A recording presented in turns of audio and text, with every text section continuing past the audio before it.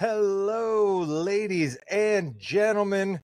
Hello, literally right now, to those of you joining us on YouTube and Facebook Live. Hello to all of you listening to us later or watching us later on your preferred podcast platform. This is the Morgan You Know podcast. We talk about sports. We talk a little bit about movies and TVs and music from time to time. But this week we are here to talk about the upcoming Super Bowl, the upcoming Royal Rumble, and the trade deadline in the NBA is just around the corner. To do all three of those things with me, I'm joined by my co-host, the executive producer of this podcast, the brains of the operation, the social media director, the responsible one around here, Jimmy Jamriska. Have I forgotten anything else? A person who loves football now. He can love football every week because the Bears aren't going to lose anymore this year. There we go. Jimmy loves football. Joining us is our resident old man. We are happy to have him in from the cold. He has been shoveling snow like so many maintenance men out there in America and so many snow plowers. Chris, we feel for you, and I know you feel for all those out there doing the same thing you were. Yeah, let's just remember to give a shout out to all the workers out there that have been putting in the long hours of the late nights, of the cold weather, trying to keep the sidewalks, roads, parking lots all clear for us. And shout out to heating and AC guys, because they factored in pretty huge for our football handicapper Josh Williams here recently. We were this close. If you're watching right now, you can see me putting just a couple of fingers together to having Josh Williams ending up like Jack Nicholson at the end of The Shining. But they came through and fixed his furnace, and he is back to handicap football games for us. Josh Williams, hello. What's up, boys? I went 3-1 on the four-leg parlay, or if you wanted to bet them separately, bets that I gave out to Jimmy last week since I wasn't on. Hit on Denver +4, hit on Kayshon Boutte under 2.5 receptions, hit on RJ Harvey under 38.5 rushing yards, lost on RJ Harvey's rushing attempts. I had to get it under 11.5. He had 13. So that's how we lost that parlay there. We are back and we are rolling. Williams is blowing right by the setups that I give him and sticking to his script. That is what we do here on the Morgan You Know Podcasting Network. If you are just joining us, thank you so very much for that. We like to start off with a cold open question. And Jimmy, I'm going to start off with the wrestling cold open question for the group, if you don't mind. All right. Let's say you were entered in the Royal Rumble. You were going to be one of 30 contestants. What number do you want to come into the Royal Rumble at? Chris, I'll start with you. I want number 30. All right? Give me the easiest path. Give me number 30. I can go in there. I'm fresh. Everyone else has been out there for a while. Chances are I only have maybe 4 or 5 guys to get through. Yeah, give me number 30. Give me that last spot. So you, at this point, let me ask you a follow-up here. You have delusions that you can somehow win the Royal Rumble, and that's why you want to go in at 30 then. Is that what I'm to understand? If I'm in the Royal Rumble, why else would I not be there to win, Rod? All right? We play to win the game. I say this all the time. All right? I'm going out there to win. I'm an old man. I can't come in at number 1 and expect to last the whole round. Give me a number 30. All right. Williams, you are the non-wrestling guy here. I'm interested to hear your take on this. Royal Rumble 1 through 30. A guy comes in every... What is it, Jimmy? Is it 90 seconds now? 60 seconds? Is it still anywhere between 60 seconds and 2 minutes? Yes. Yeah, this is the WWE. No rules are ever 100% set in stone. Yes. Williams, do you want to be 1? Do you want to be 2? Or do you want to be up to 30? What do you think? So I feel like they want you to say 30 here. I'm thinking about this as like a Vegas odds maker. So I'm going to go like 27. Okay. So not last. Did I just take Jimmy's spot? Is that like the most prestigious spot or what? I'm going 27. I only got to beat like 3 guys. 30 is like too easy. Like they're not. I feel like they're never going to give it to the guy who comes in dead last to the ring. You were absolutely correct about that. Actually, 30 hasn't won the Royal Rumble that many times. It certainly has happened, but it hasn't won as many times as you think it has. Jimmy, I feel like 27 actually is a pretty good number. What were you going to say as a wrestling expert here on this podcast? Okay, so for about a decade and a half, number 27 had the most winners in Royal Rumble history, which is 4, by the way, so calm down. It was just overtaken by number 30, which has 5 now. The past couple of years, we've had those old timers come back in, and win some here and there. Recency bias. So I am going to be Shawn Michaels. I'm going to be Edge. I'm going to be Rhea Ripley. I'm not going to be he who shall not be named because he did a lot of bad stuff to his family, but I will be the number one entrant in the Royal Rumble and go from 1 to 30 and beat everyone and win the Royal Rumble match. This is absolutely fabulous. I love the confidence out of all three of you, giving yourself the ability to possibly win the Royal Rumble. I have no delusions of grandeur. I know that my strength in this world is the gift of gab. It is my ability to be jovial. It is my ability to come up with references. It is my ability to know a little bit about everything, but not a lot about any one thing, right? That's what my strength is. My strength is not wrestling. So what I want to do is I want to come in at number 18, Jimmy, okay? I want to come in at number 18 because I want chaos in the ring, right? I want like 12 people in the ring.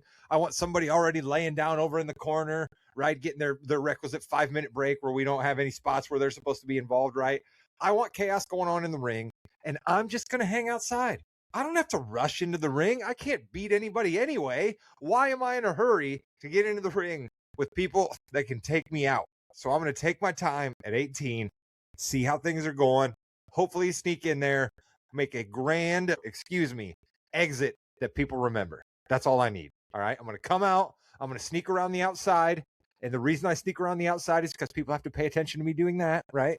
No, he's coming back in. Nope. Right. It's kind of like when you go up to a hot tub and it's too hot for you. Right. Like Eddie Murphy, too hot. No, jumping in the water. I'm going to look to get in the ring, but then we'll be like, whoa, I can't get in the ring right now. Otis is over here. What am I going to do with Otis standing right here by the rope? I'm not going to be able to get by Otis. So, Jimmy, I'm going to try to get as much screen time as I can by hanging outside the ring and going in and getting exited in a fabulous style. Chris, shocking. Rod wants more screen time. Right? I also laughed a little bit to myself when he said he's jovial, but we have a Rod Damnation skit that we do, right? So the jovial guy who's always angry. He wants to get out of his comfort zone, Chris.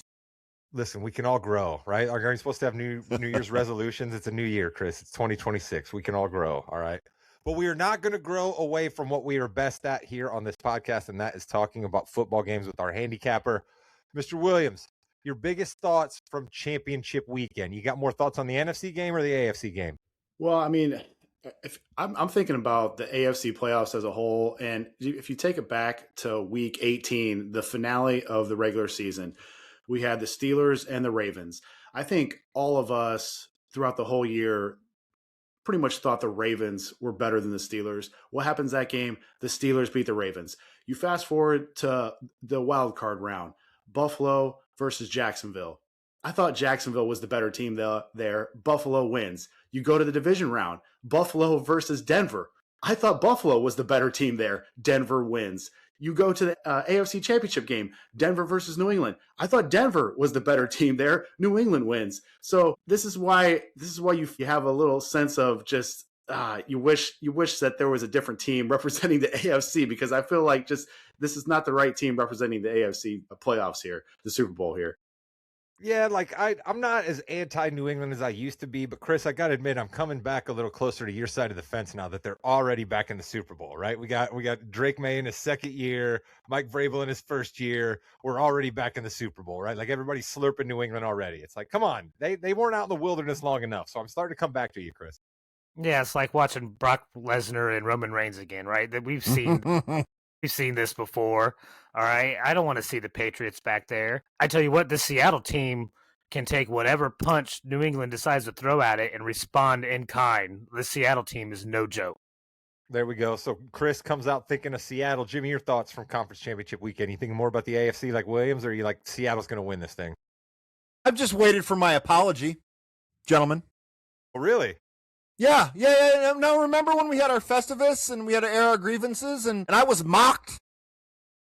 You did a Williams on me, Rod. You just went on with your little script. You didn't even care about what I said. When I was angry that these coaches aren't kicking field goals in the first quarter to go up and get points. Sean Payton, you watch yourself. I want my time, fuckers. I will pause you. Sean Payton was up 7-0.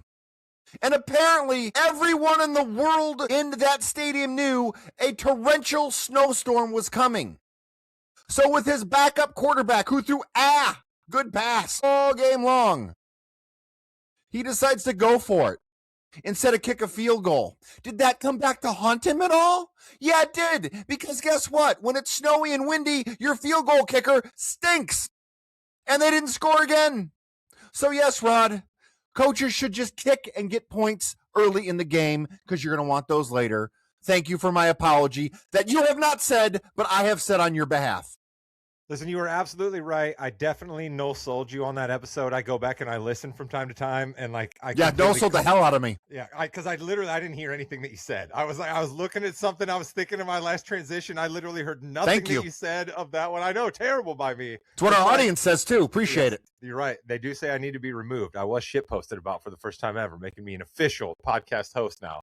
But I didn't hear your point, Jimmy. So if I would have been paying attention like a good host during that episode, I wouldn't have had to apologize to you now because I would have agreed with you about that take. You absolutely need to score points. And in a game like that, points are at a premium. And when you got Stiddy, when Stiddy's in there, you're back. Stiddy wasn't ready. Yeah, Stiddy wasn't ready. So I thought that was a terrible call by Sean Payton, but I'm interested what the handicapper thought about it because I hear the analytics were actually a little different there. No, I'm with Jimmy on this one. I think context matters. If you're going up against an extremely good defense, I think you kick the field goal, especially when you have a rookie or basically a backup quarterback. A fifth-year rookie? Yes, Williams. And if you're right, he hasn't thrown a pass in 2 years. No. I'm agreeing with you. He's a fifth-year rookie. No, I'm agreeing with you. Jimmy is hot tonight. Jimmy is hot. I love this. Yeah. So I mean, the one thing is. What I would say is different from the Bears game is that the Broncos their defense was rolling. I mean, you could tell their defense came out to play. 10 points, you go up 10 points at home. You let that defense roll. You have a chance to win that game. I know Sean Payton wanted to go up 14-0, but the Patriots were all over that fourth down play. Where I will disagree with Jimmy is I am for Ben Johnson going for it on fourth down against the Rams because you are going up against the number one offense in the league. And metrically speaking, other than the turnovers, you have a bottom six defense. So I think you have to score points. Now, I know Jimmy's going to come back and say they didn't need a whole bunch of points that game. I went going in, you needed like 35 points to win that game. So I am not going to be results-oriented. We are decision-oriented here, Jimmy. I think the right call for Ben Johnson was to go for it against the Rams. The right call for Sean Payton was to kick the field goal. So context matters in these situations. Speaking of context, Rod, it's almost like I shouldn't even be here because Williams knows all my opinions. I am hot. You guys are making me really hot today. Williams, love this. It's almost like it's a different game. It's almost like context matters, doesn't it, Williams?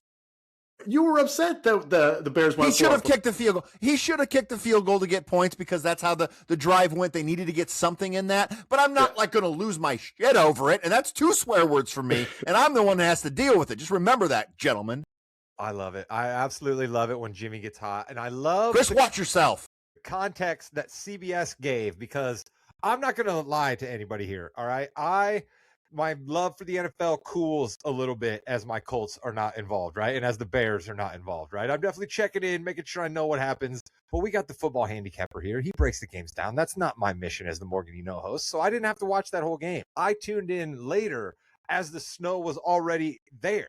So I thought that that's what it looked like the whole game. But luckily I tuned in right for the time that CBS did kind of a time-lapse breakdown of what the game looked like in the first quarter and then the second quarter. I was amazed that at some point in the fourth quarter, there still wasn't any snow on the ground. And then all of a sudden it was complete whiteout, nasty conditions. So somebody needs to make the argument that teams now need to add a meteorologist to their staff, right? Because that's what everybody does, right? They second guess and they just make up new rules and they just make up new positions that are supposed to be created when mistakes are made. So Chris, I'm waiting for the first podcaster to come on and say we need weathermen on football staffs.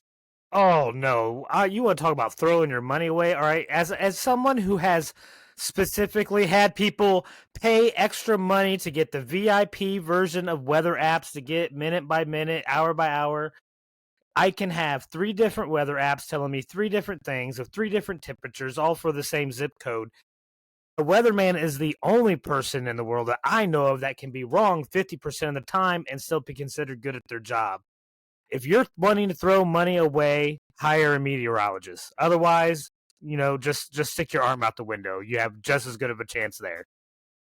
Is it baseball still? Like, can't you be bad at hitting 50% of the time and still be considered a great baseball player? Like, can't you be bad like 70% of the time and still be a great hitter in baseball? Isn't it like 85% of the time now with strikeouts? Isn't that how it works? It's much easier to become a meteorologist or a weatherman than it is a baseball player.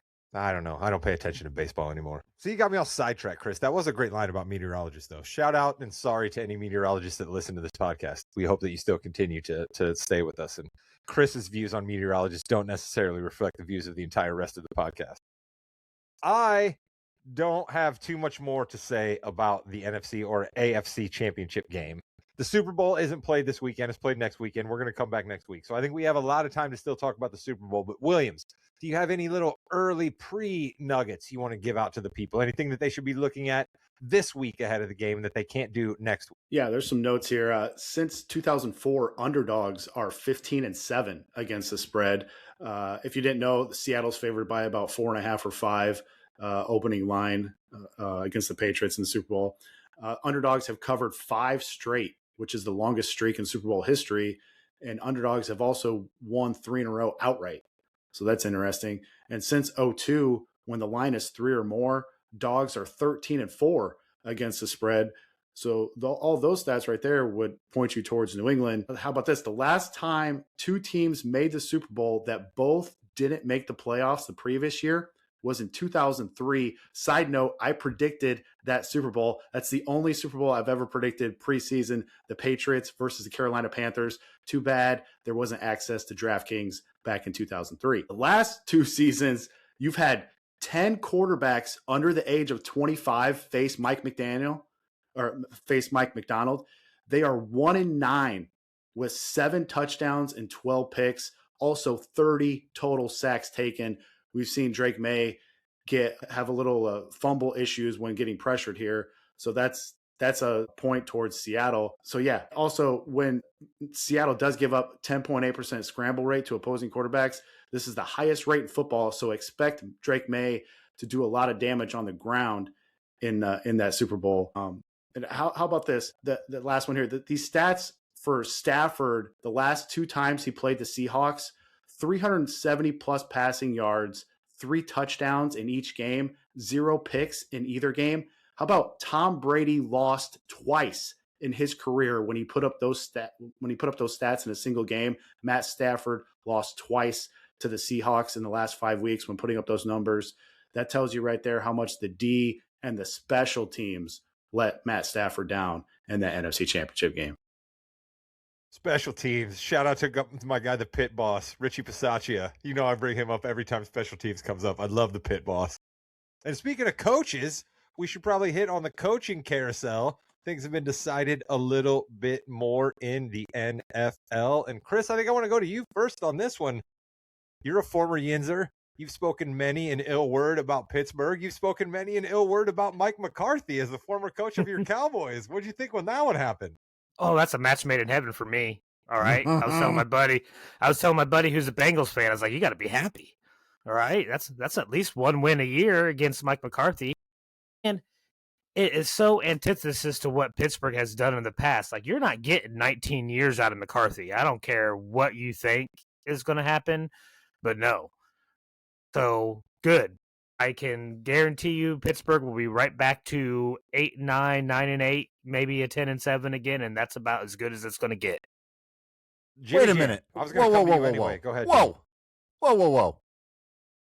The Dallas Cowboys are the most in front of you on the TV team ever. You might even call them the most relevant team.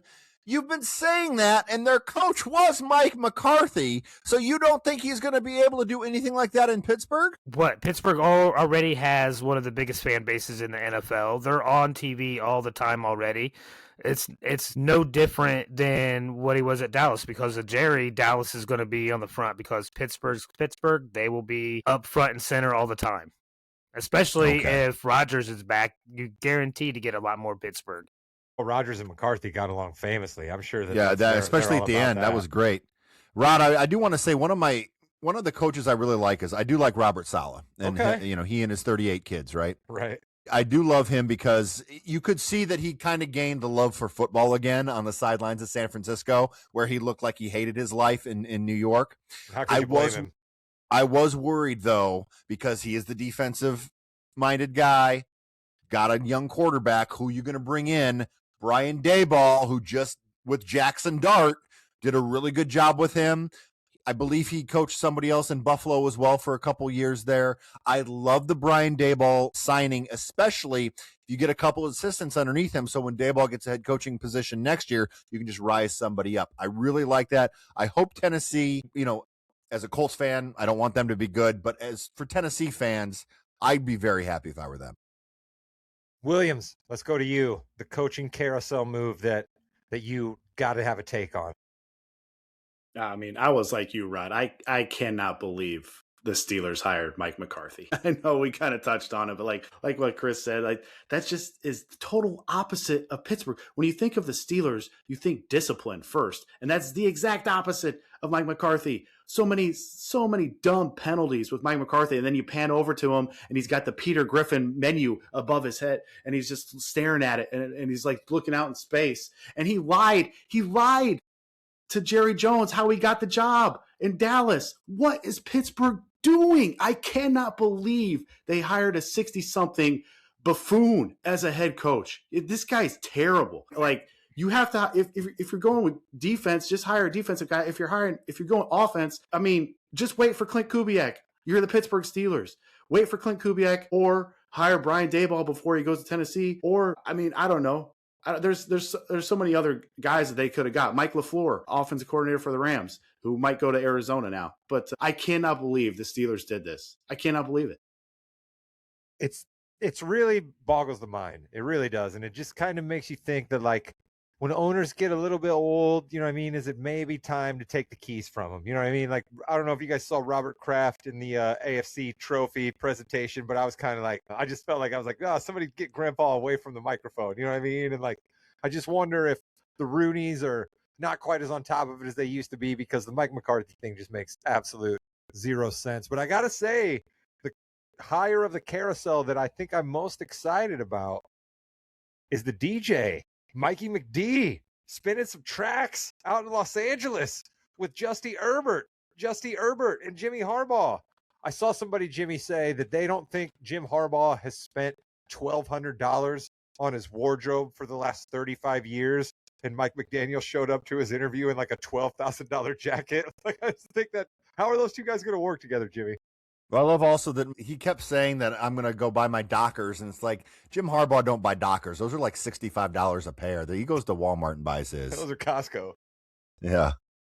But no, I think listen, this is it. Justin Herbert, people, this is it. Got a good offensive coordinator in there. Got a good head coach.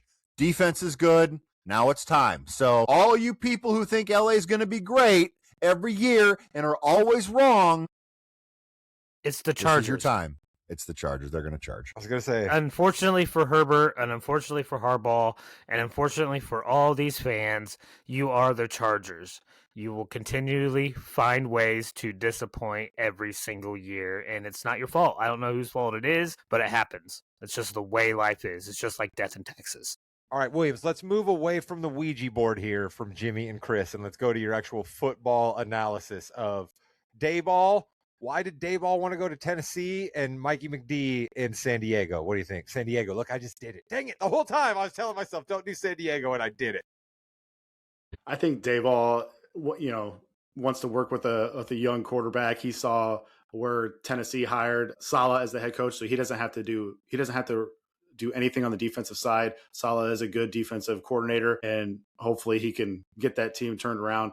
Daboll will have I think he's going to have full access to the whole offensive playbook, and hopefully he can get Cam Ward going next year. I thought we saw signs from Cam Ward like late in the year where he was actually going to be decent. So interesting to see what Daboll can do there. And then when you guys are talking about Chargers, Mike McDaniel, sneaky fantasy guy for next year, in my opinion. Let's go. Running back Omarion Hampton. Remember the Chargers played that playoff game without both offensive tackles, and they're really good offensive tackles, Slater and Alt. You get those guys back healthy, Harbaugh likes to run the ball. They already have a pretty good defense, the Chargers. I could see, and Mike McDaniel has some really good running schemes. I could see Omari and Hampton jumping up to that upper tier running backs next year for the Chargers. And you want to try and target him in fantasy next year. Jimmy Jam, look at this yarn that I'm going to spin for you, okay? Mikey McD, the DJ, goes out to L.A., rehabs himself for 1 year, making Justin Herbert look good. The Colts, absolute dumpster fire of a situation. Carly Gordon put too much pressure on Ballard and Steichen. They're not going to be able to survive it. They're out. Colts are going to be looking for a new quarterback. People say this year's quarterback class isn't great. Next year's quarterback class, a little bit better. Can the Colts maybe convince Mikey McD to come and be the new coach and figure out a way to get one of those quarterbacks in the following draft? What do you think, Jimmy? I think the quarterbacks on this year's draft in the later rounds are interesting because there were a lot of high prospects that just really didn't do it in college. So they might be able to get someone. But then, yes, next year there's a lot of good ones coming out as well. I think it's a really good year to need an offensive coach next year if you're going to fire somebody because you have Mikey McD, you have Dayball. If you want to bring in some veteran coaches, you've got those too. Tomlin could be available like Chris really wants. Not really the offensive guy. McDermott's going to be back, I'm sure. So it's going to be a decent head coaching candidate pool next year. Why not? But let's not do that. We're going to think positive, Rod. The Colts are going to come back. Anthony Richardson's going to be able to see. Let's go. And he will take the Colts. I don't know why you wouldn't want a defensive coach if you're a Colts fan. Look what our defense turned into at the end of the season. If our defense plays anywhere near like an average NFL defense, we win 2 or 3 more games. Only we had a good cornerback. No. Love it. We got plenty of time to talk about all that, Chris. But I like that you jumped in there, Chris, because I was actually going to give you the last chance here before we moved on to basketball. All right?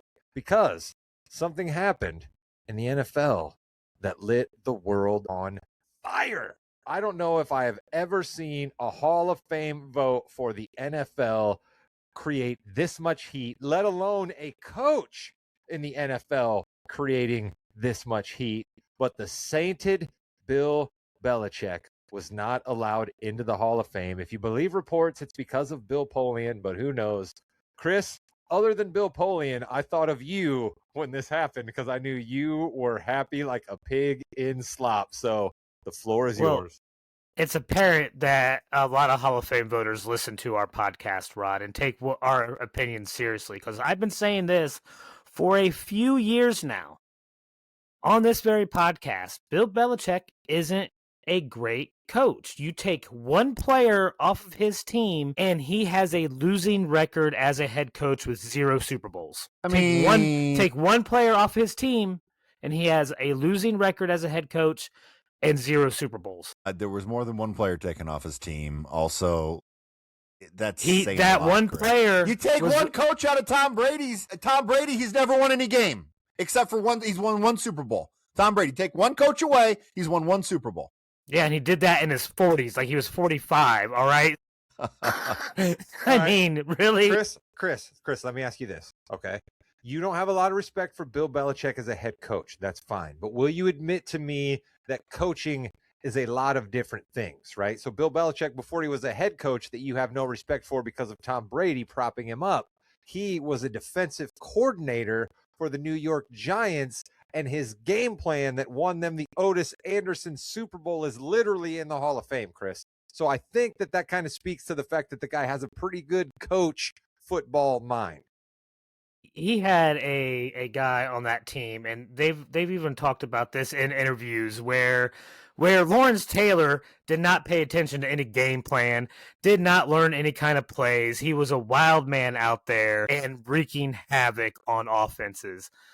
And yes, that was also, I mean, I get that game plan is in the Hall of Fame, right? I didn't know that until this past week anyway, so it's not like it's a well-known thing, I guess. But either way, as a head coach, without one player on his team, losing record, 0 Super Bowls. Miss Jordan Hudson, I apologize. Belichick family that are still in contact with Bill, I apologize because if reports are to believe that doesn't happen to go on this much anymore. But let's walk away from that nonsense and go to our football expert here for the last word on this. Williams, how nonsensical is it that Bill Belichick's not going into the Hall of Fame, at least not yet? Yeah, I mean, it's ridiculous. Belichick's second all-time in wins, 12 Super Bowl appearances total, 17 division titles, 21 winning seasons. And Chris, he won in Cleveland. Nobody wins in Cleveland. He took Mac Jones to the playoffs. Mac Jones is terrible. He won 11 games. Stefanski and Baker Mayfield did that. Hey, he won 11 games with Matt Castle. 30 years apart. They left and came back, Chris. The Lou Brown erasure by all of you guys is just hurting my heart here, okay? Lou Brown won in Cleveland, okay? And he won in Cleveland with a ragtag bunch of nobodies, all right? So not only is Bill Belichick the only winning coach in Cleveland, Lou Brown did. Bernie Kosar took the Browns to the AFC Championship game a couple times as well. That was Schottenheimer, right? Wasn't that Schottenheimer coaching those teams? Yeah, and in 1990, Belichick gave the three best game plans to win in the playoffs ever. I'll say, Chris, Buddy Ryan had Reggie White. Yeah, he didn't win any championships. I mean, you look at the He Bears, wasn't a first ballot Hall of Famer either. Reggie White and Lawrence Taylor are pretty damn close. I mean, Reggie White's pretty damn good. But the coach wasn't a first ballot Hall of Famer. Like, there's only been, 3 coaches that were first ballot Hall of Famers? How about this? Belichick took a second-year quarterback midway through the season to win a Super Bowl, something that Don Shula, a first ballot Hall of Famer, could not do in 1984. I mean, they made also there needs to be better communication with this with the voting system. I mean, if they want to be petty about it, they made Tom Flores wait till he was in a wheelchair for him. And meanwhile, Dungy and Cowher, Mongo McMichael were already in. Yeah, Flores won 2 Super Bowls as a head coach. He won another as an assistant. He won another as a backup quarterback. Wait till next year. That thought process. There might not be a next year for a 73-year-old. I mean, I hate to say that, but the whole thing is just terrible. It shines a negative light on the Hall of Fame, and they don't like that. And so they've done a lot of backtracking this week. They like the prestige of it. They want to talk about it, but I feel bad for Drew Brees because he's going to get in and all they're going to talk about is how Belichick's not in. And so I feel bad for all the guys that are going in this year. I have a joke right now that I could do about Drew Brees, and I'm absolutely not going to do it. All right. I'm not going to do it. There's a joke that I could do about Drew Brees and people in the Hall of Fame, and I'm not going to do it. All right. I'm not going to do it. We're going to move on. We're going to say goodbye to our good friend Josh Williams, our football handicapper. He does not like to stick around on the show and talk basketball with Jimmy and Chris and I. So, Josh, do you have any parting words for the people before we talk to you again next week? Yeah, so how good was this guy? There was a bettor back in August that walked into the Circa Casino. He put $50,000 on Seattle to make the playoffs. He put $50,000 on Seattle to win the division. He put $50,000 on Seattle to win the conference. And he now has $50,000 on Seattle to win the Super Bowl at 70-1. He can do a massive hedge because he's getting 5 points with the Patriots. How in the world did that guy call that? That's unbelievable. Props to whoever did that, whoever put that much money down. He had supreme confidence in Mike McDonald. See, that's the gambling world that absolutely amazes me, to have the stones to be able to walk in and say, yep, this 50 large right here, I could just watch it go up in smoke and it doesn't bother me in the least. I cannot ever fathom getting there. But that's why we have somebody like Josh Williams to give us advice. So if you do decide to make a decision like that, you can go into it a little bit more informed. We're not telling you that you have to make these plays because you can't come back and blame it on us. We're just hoping that you become a little bit more informed.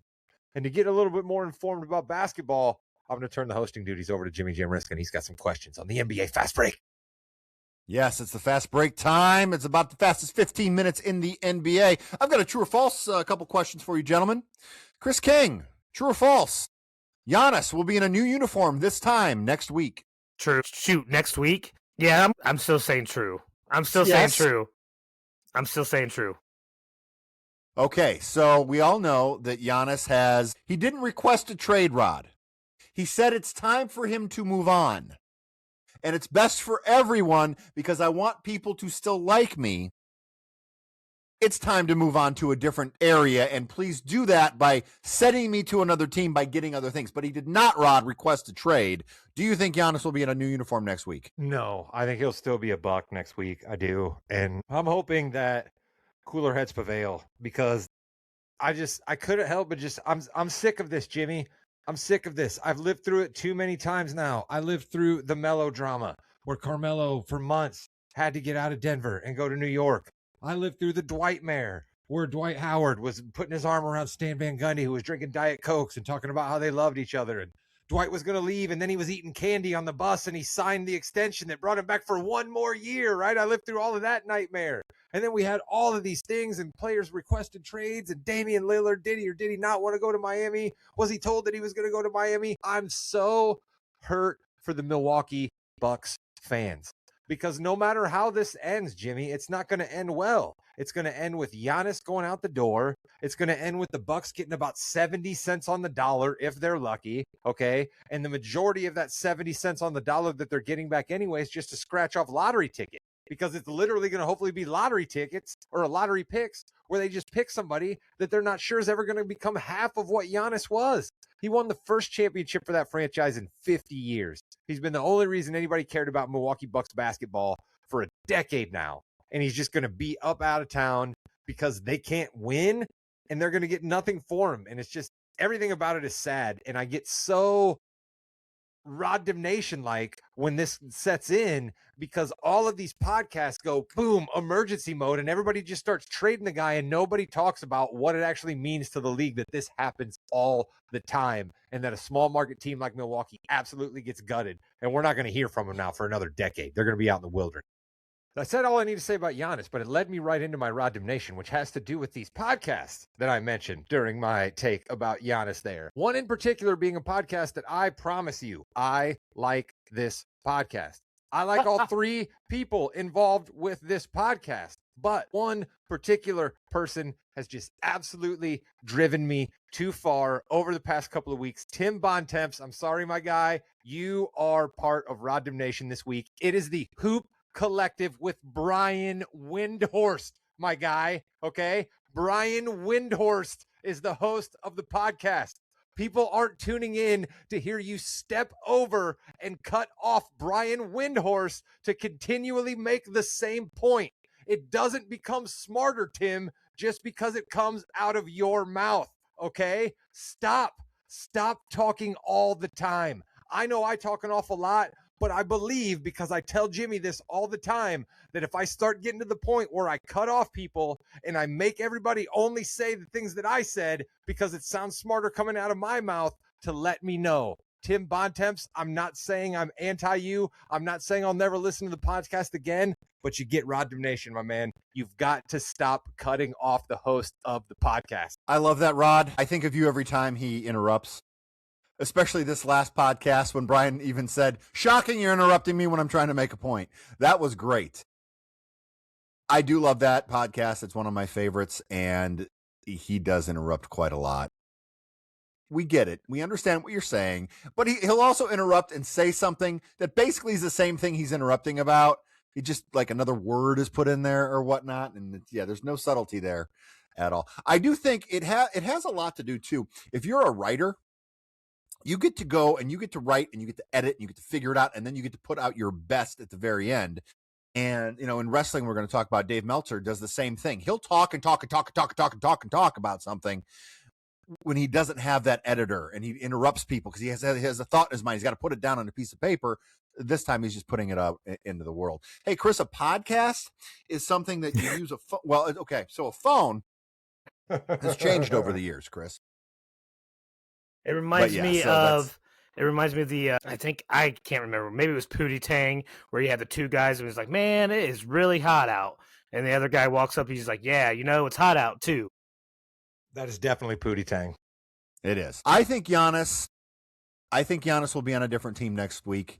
I think it's going to be one of two teams. I think it's going to be the Timberwolves or the Warriors. Nice. I really want it to be the Timberwolves, because if he does the Warriors thing, I think it's going to be a little too close to what KD did, and just say, "Oh, you're going to try to go to a juggernaut," even though they're not a juggernaut anymore. I think that'll still be what's going to be said about it.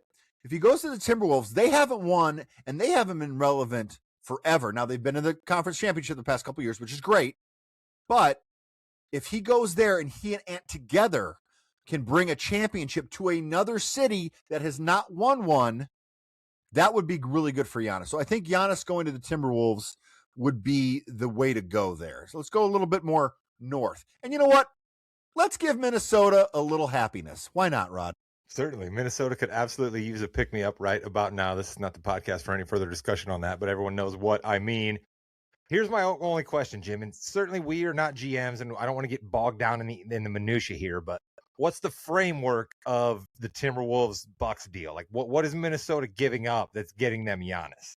Because they gave up quite a few of their draft picks when they got Rudy Gobert. There's going to have to be a third team involved for sure in that, whether it's the Nets. The Pacers need some centers. There's a little Nas Reed situation that maybe the Pacers could go look at.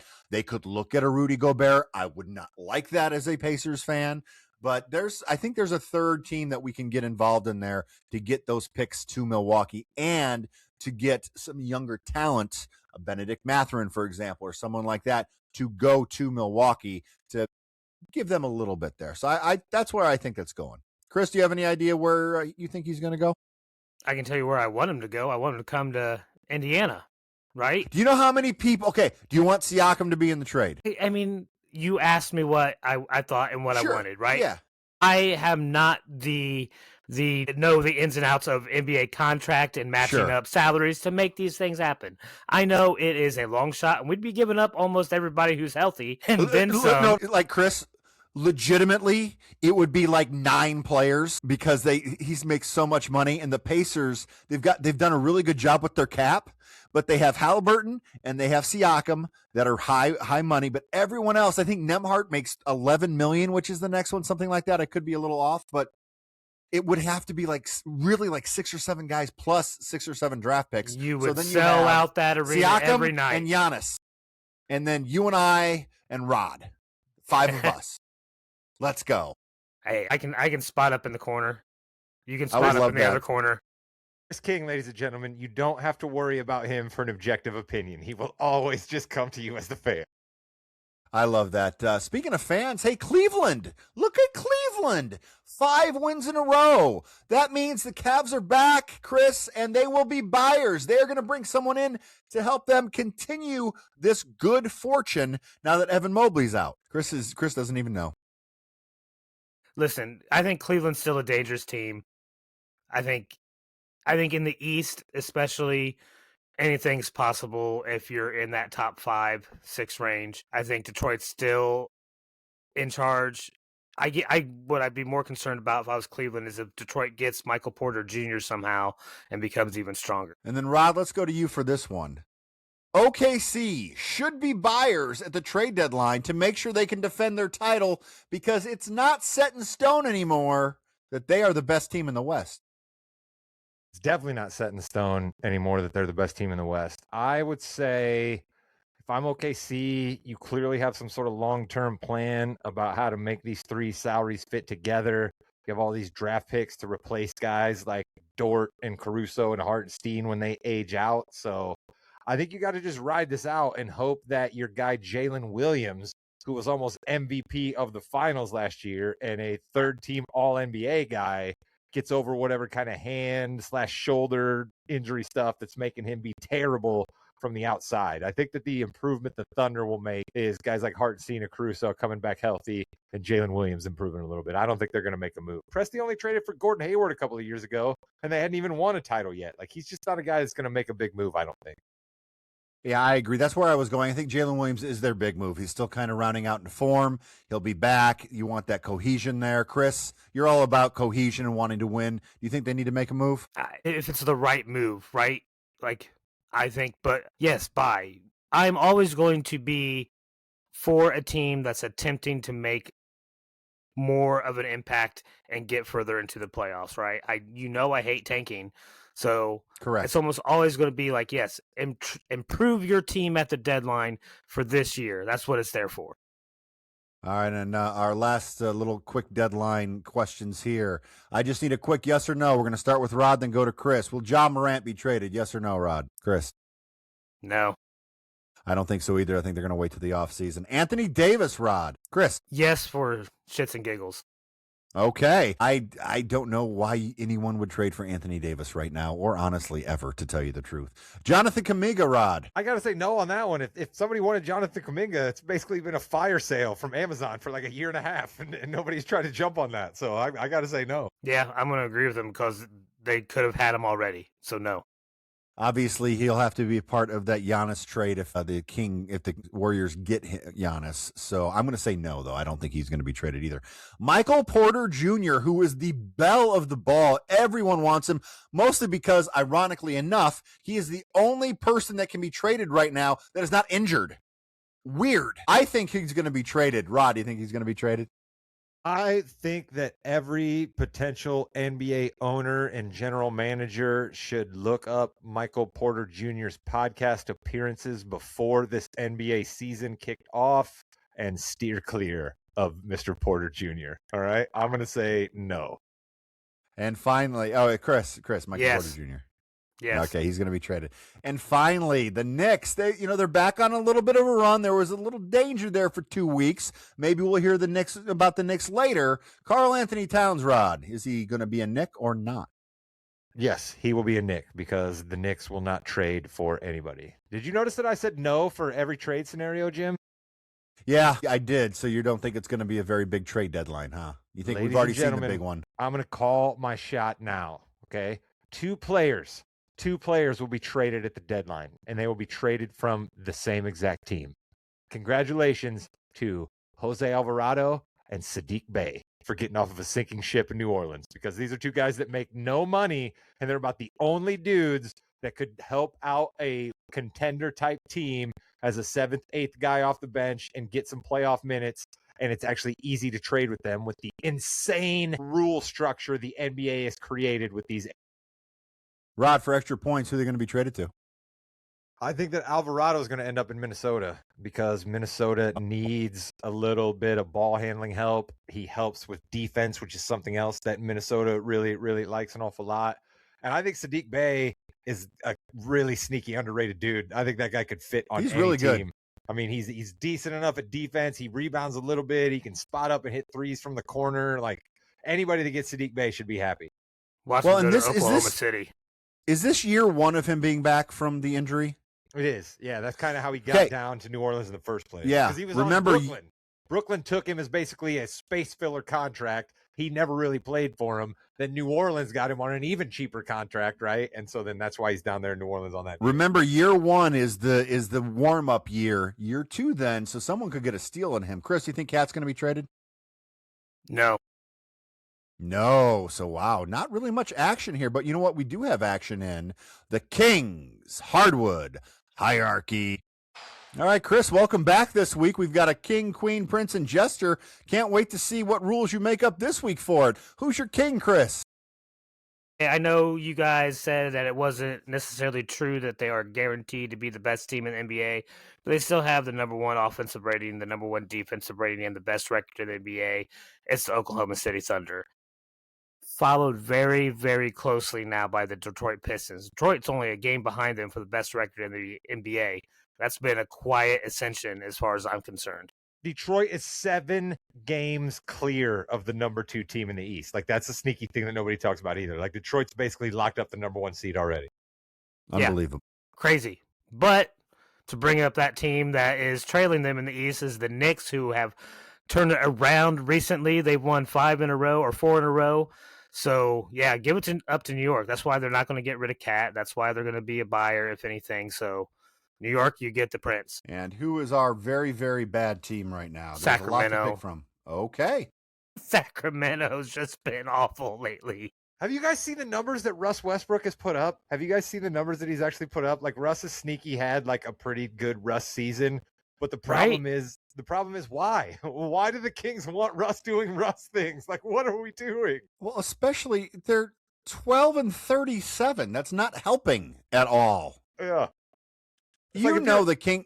Oh, go ahead. I'm just saying, if you're Russ, why do you want to do this? You know, I mean, I know that it's been a bit of a motley crew for the last 5 to 6 years of his career, but like at one point, this guy was respected. This guy won MVP of the friggin' league one year. You know what I mean? Like, this guy was a multi-time all-star, all-NBA player. And now he's just like playing out the string with the Kings. getting minutes over Malik Monk. Like, what are we doing? He likes to play. Somehow, before the trade deadline is over, the Sacramento Kings are going to end up with Ja Morant, Anthony Davis, and Jonathan Kuminga. I don't know how, but it will happen, and it will be glorious. They'll get Kobe and White. that has been the fast break. We're going to transition right now into WWE wrestling because, yeah, we know it's time to talk wrestling, and we have a huge news section today with our boy, Ciampa.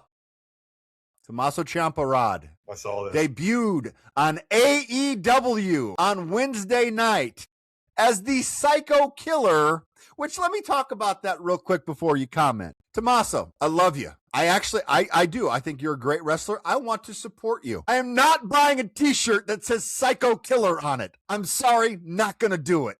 Psycho Kid, not much better, but better than Psycho Killer. Rod, Tommaso Ciampa on AEW. Absolutely loved a comment that I saw up on Twitter when that video was posted that said, "Oh my God, Triple H is all elite," and I just thought that was an absolute fabulous callback. That is funny. To our truth there. I love Ciampa too, Jimmy. I do. And like, I love Adam Copeland and I love MJF. And like, there's a lot of guys working over there in AEW that like, I have respect. Like, I love Andrade. I called him the most underrated WWE wrestler out there. I know he's over in All Elite, but like, just like at what point does it stop making you look like a lesser run franchise that like every time a dude, the WWE says, we don't want this guy anymore, AEW's like, you know what we're going to do? We're going to glitz it up and make this guy seem like $1 million because we're happy to have him. And like, to me, it just makes AEW look second rate that they just like open their arms to every single dude that the WWE kicks out. But I'm happy that guys continue to have jobs. Exactly. I think that works well. Any thoughts on Tommaso Ciampa, Chris? Great wrestler. I'll never see him again because I don't watch the Janitor League. There we go. Okay. Speaking of people who work very hard, Chris, you were not able to watch Saturday night's main event, correct? Yeah, that's correct. Okay, good. So we don't need to talk to you about this. Rod, I have a bone to pick with WWE here. Jacob Fatu and Cody Rhodes had a really good brawl. I was looking forward to the match, but no, we have to have Drew McIntyre come in and run it again. If you don't want them to have a match, don't book the match. It's not real, Rod. Yeah, we know. I was really disappointed in that too, Jimmy. You called the schmaz exactly. I didn't see McIntyre coming. You saw it coming. The only problem is you thought it was going to be schmaz at the end of a match after we heard a bell ring and we saw them wrestle for a little while in something that we thought was going to be a real match. They never even got there in this match. You got to love Corey Graves and for continuing to sell it. Be like, I haven't even heard a bell. Or is it Wade Barrett? I don't even remember who it was. But I haven't even heard a bell. Yeah. So that, good shout out to the commentating team for selling that. But disappointing, man. Like, I get it. We're trying to build up Fatu. He seems like a big deal because he's dueling with Cody, but then you can't have him lose and you can't have Cody lose either. And it's what we talk about all the time, Jimmy. Like, just have Fatu fight Cody and have Fatu beat him. It's fine.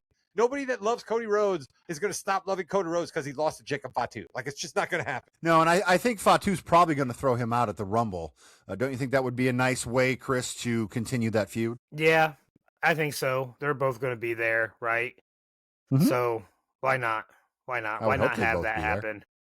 We also know that Brock Lesnar is going to be in the Royal Rumble randomly. He FaceTimed into Pat McAfee's show, and Pat's like, we're on the air, buddy. I wonder if he was actually calling to say, hey, what time are we meeting on the private jet tomorrow? But that's a whole nother thing. I have to apologize, Rod, to Io Sky, Rhea Ripley, Liv Morgan, and Roxanne Perez, because I wasn't mad. I was just really kind of frustrated with that opening match. I didn't really pay much attention to the tag team match. Sky and Ripley won, though, right? Yeah, it was not worth paying any attention to. Continue to be like, I don't know what we're doing with Io Sky, because at the end of the match, Rhea basically does a DX salute, right? And Io Sky's reaction to Rhea's DX salute is, oh my God, how could you do something so vile and terrible? Like, what wrestling company is Io Sky working in, Jimmy? I don't understand what we're doing to Io Sky. She can't deal with the DX chop. She's getting beat down by Kyrie and Asuka. She's Rhea's little sister. I don't understand what we did with who they created after WrestleMania and who they just birthed for us at the Saturday night's main event.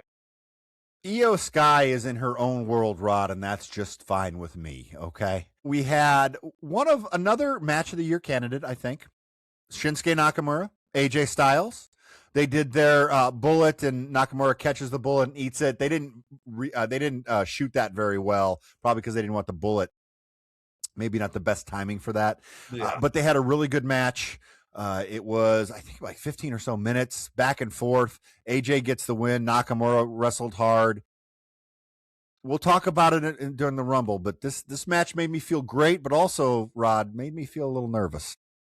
Yeah, I had a similar thought, and I love seeing Shinsuke bring it. I've said that about him numerous times. When he is fired up and ready and wants to put on a show for the people, there's nobody better, because the strong style mixed with the strikes that AJ Styles could do, like seeing a match like that, it brought warmth to my heart, because I had literally just been complaining about too many matches with Mr. Bouncy, Javon Evans, or too many matches with Maxine, where like all of these spots are like, oh, I got to get over here to this side of the ring and I got to bend over here, or, oh, I got to be going over here to grab the ring because we're about to, you know what I mean? Like, there's just way too much of, I got to move to where my spots are. And you don't get that feel when AJ and Shinsuke are battling each other. You get that feel where you're like, oh my God, I think he really did just chop him in half. You know what I mean? Like, and it's great to see that. And you don't see people selling enough anymore. And those guys both sold the hell out of each other.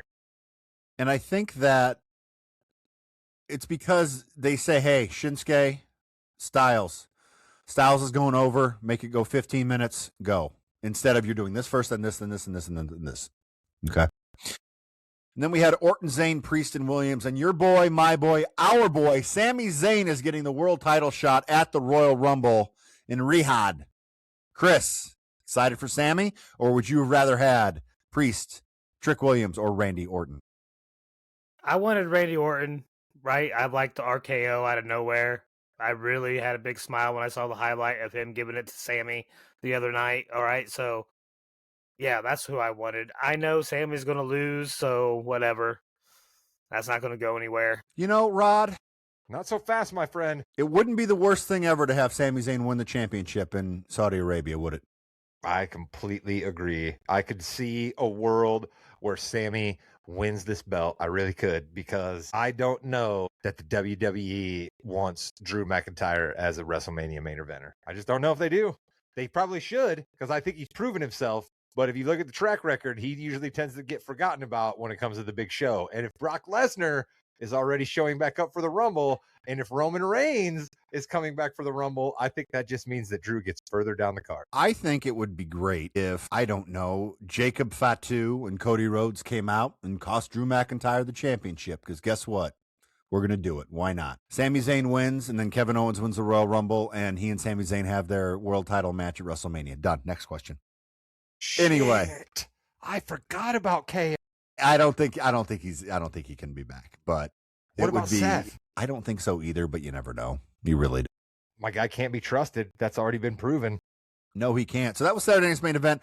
Overall, you had a really good match with Nakamura and Styles. It was kind of that same Saturday night's main event it's been. Nothing major happened. We did have Stephanie McMahon hosting. She did a really good job with that, but other than that, everything was fine. We're going to move to Raw real quick, because I know Chris was able to watch Raw. And again, Chris, thank you seriously for everything you do in the greater Bloomington area. I hear IU is having its students shovel themselves out, so that's a big thing on campus right now. But other than that, we had AJ Styles and CM Punk start the show off. How excited were you to see CM Punk and AJ Styles wrestle that evening? I was pumped. I saw some highlights of, listen, I'm a fan of the Phenomenal One, all right? And I am not a fan of Phil.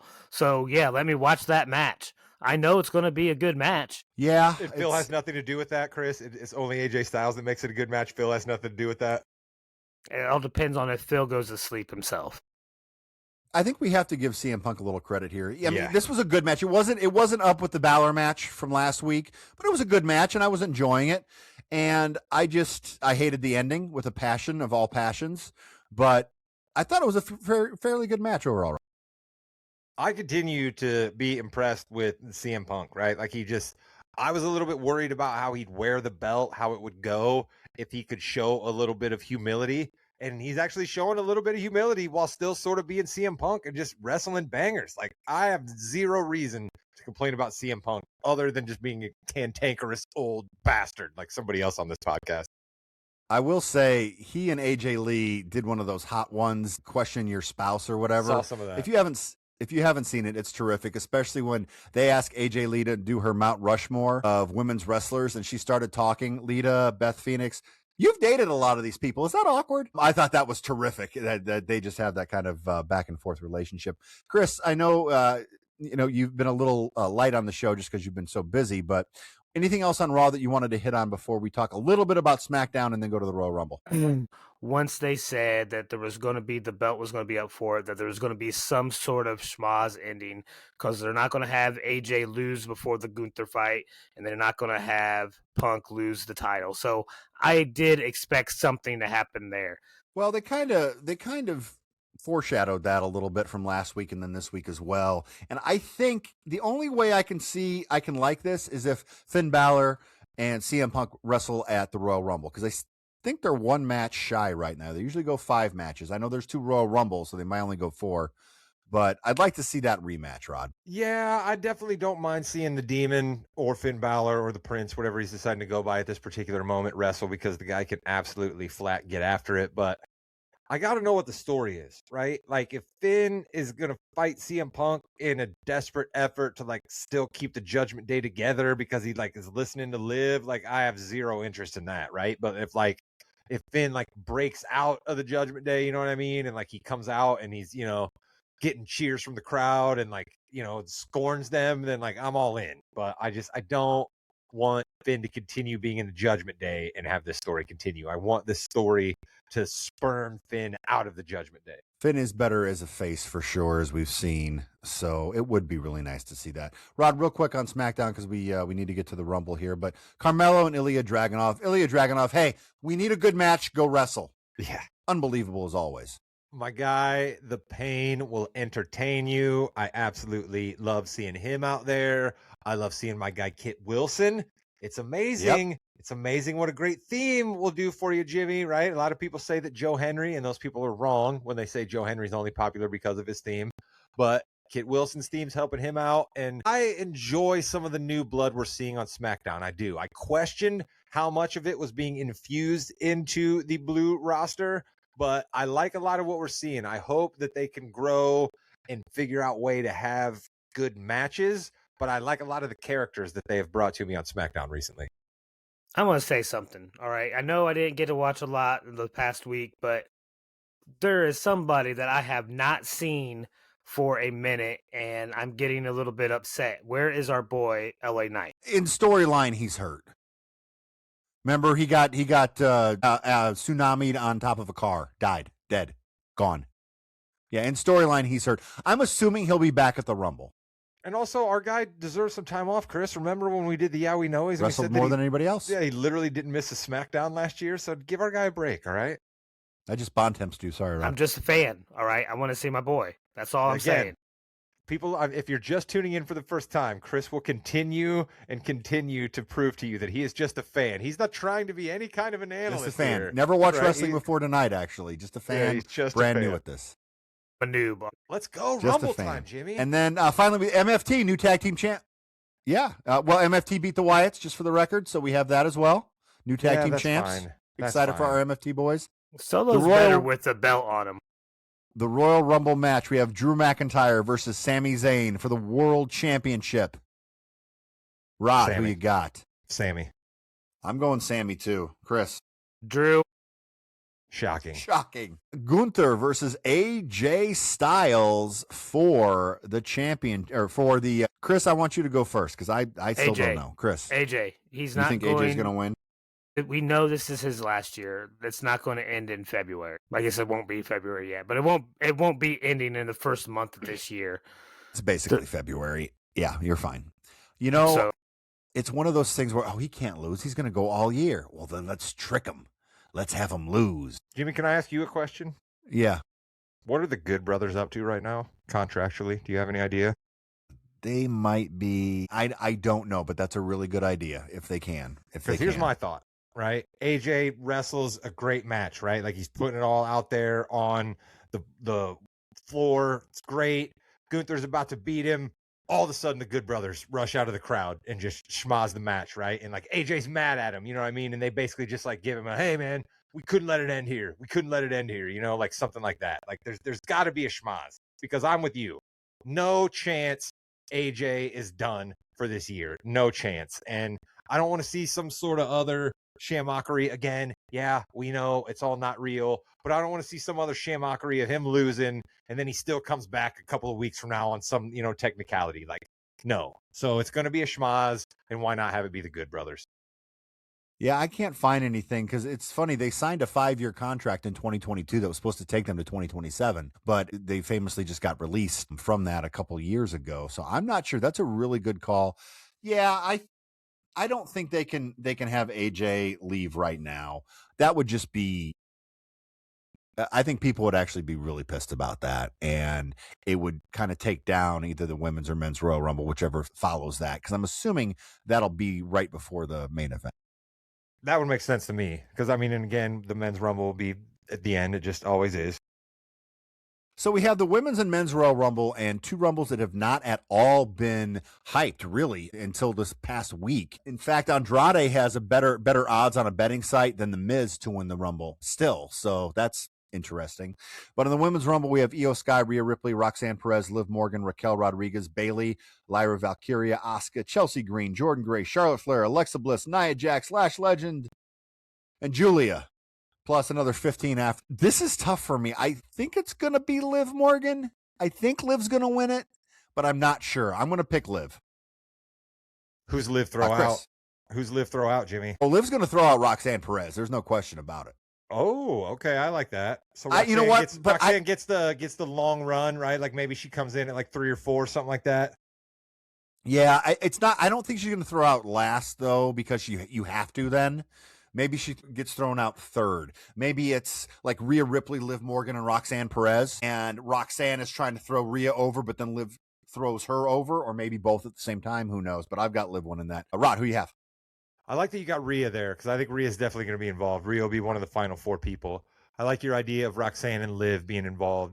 And I like the 4th being, I'm on my own against the wall. The EST, baby. Get Bianca back hitting, get that music, get everybody fired up, get Bianca swinging the braid, coming down into the ring and just wiping people out, right? Like I envision a scenario where there's like 8 people in the ring and Bianca throws 4 people out in like 15 seconds, just looking like $1 million damn dollars, bouncing off the ropes, lifting people up overhead, chiseled out of stone.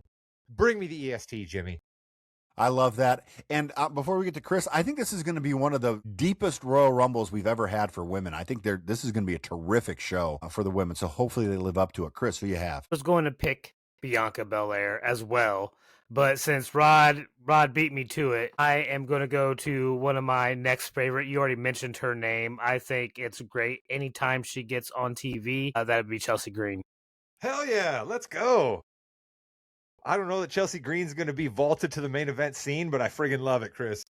See, here's the thing with that. I think they already blew it by saying Chelsea Green comes in at number 30 and the number 29 and 28 threw themselves over, so she wins automatically, because that's how you get Chelsea Green to win for sure. Or maybe Chelsea just says, screw it, I'm going to come out in my gimmick from TNA where she was the bride and all messed up makeup, and she just says, I've had it with the stuff, I'm going to beat everybody, and she wins. I would love to see Chelsea Green win. You're not going to have bigger fans of any podcast. Well, maybe Cardona's podcast, but we love some Chelsea Green there. And then finally we have the men's Royal Rumble match, which I think we only have 10 people right now that have said they're in, but it's full, Rod.